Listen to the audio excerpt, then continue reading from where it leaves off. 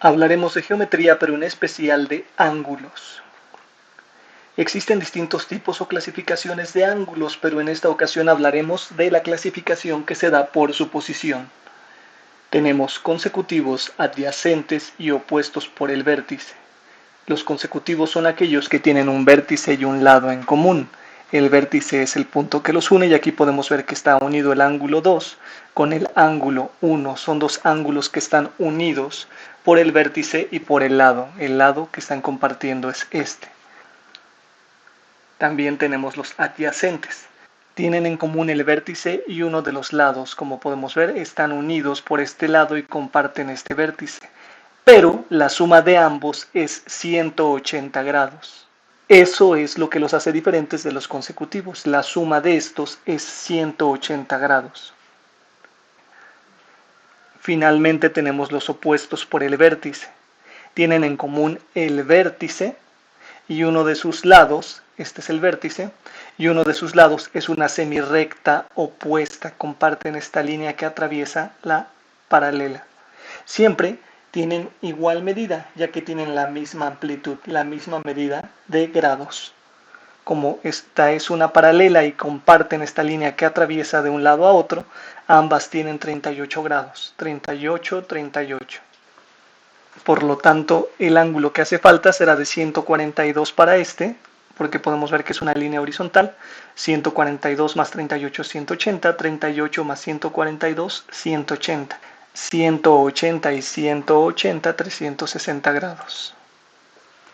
Hagamos ejercicios donde comprobemos que hay ángulos opuestos por el vértice. Para ello tenemos una circunferencia donde hemos colocado los grados para realizar un transportador. Y necesitamos una línea que pase por el centro y llegue de un lado de la circunferencia hacia otro lado de la circunferencia, necesariamente pasando por el centro. Por ello, esta línea no está bien porque no pasa por el centro, tiene que pasar por el punto de origen, este punto de aquí. Si no pasa por ahí, no nos sirve. Tampoco nos sirve esta otra. Como se dan cuenta, no está pasando por el centro. Necesitamos una línea como la que sigue, como esta. Pasa por el punto de origen y toca ambos lados de la recta, lo cual nos permitiría comprobar que ahí tenemos ángulos opuestos por el vértice. Aquí tenemos un transportador y podríamos hacer esto con una hoja de papel, con una regla o cualquier otra herramienta que sea recta. En este caso pongo el ejemplo con la regla. Pongo mi regla y si quiero dejarlo ahí de manera permanente o por un tiempo, puedo marcarlo con un lápiz y poder visualizarlo de una manera más efectiva. Hagamos un par de ejemplos para analizar esta situación. Pongamos una línea que atraviese del 15 pasando por el centro y atraviese hasta otro punto de la circunferencia, 195 grados.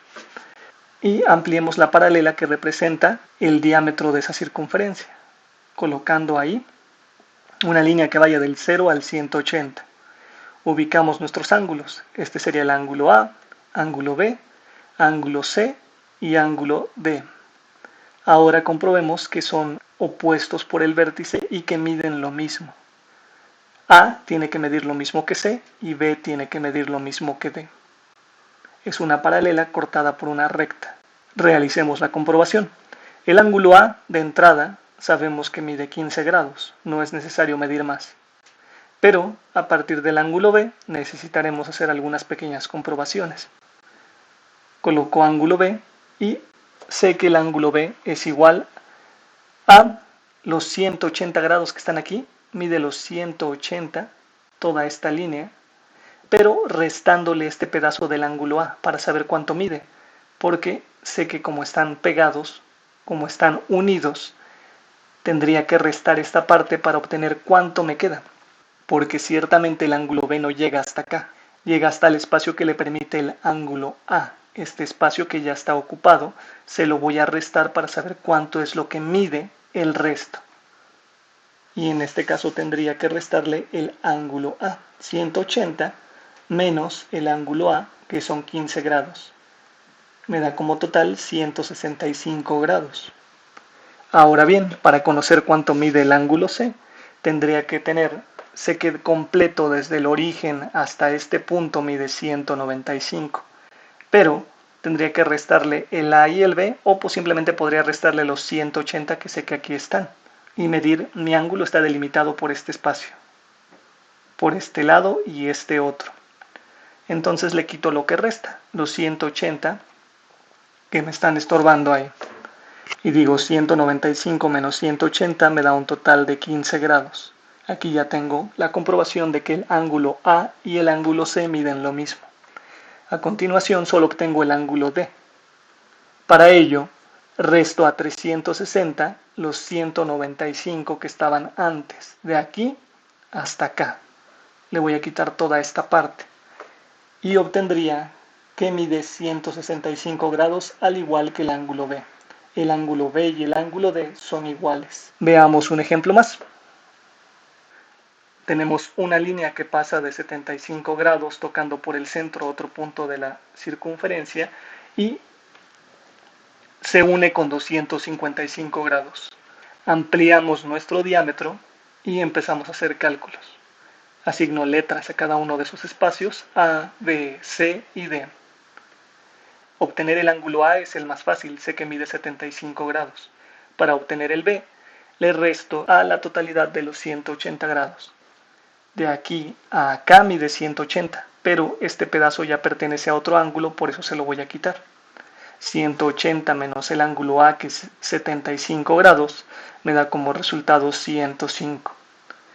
Ahora obtengamos el C. El C, sé que en esta línea mide 255 de aquí hasta acá, hasta el ángulo 0. Pero yo tengo que retirar los 180 de acá porque mi ángulo está delimitado por estas líneas. Así que quito a partir del 180.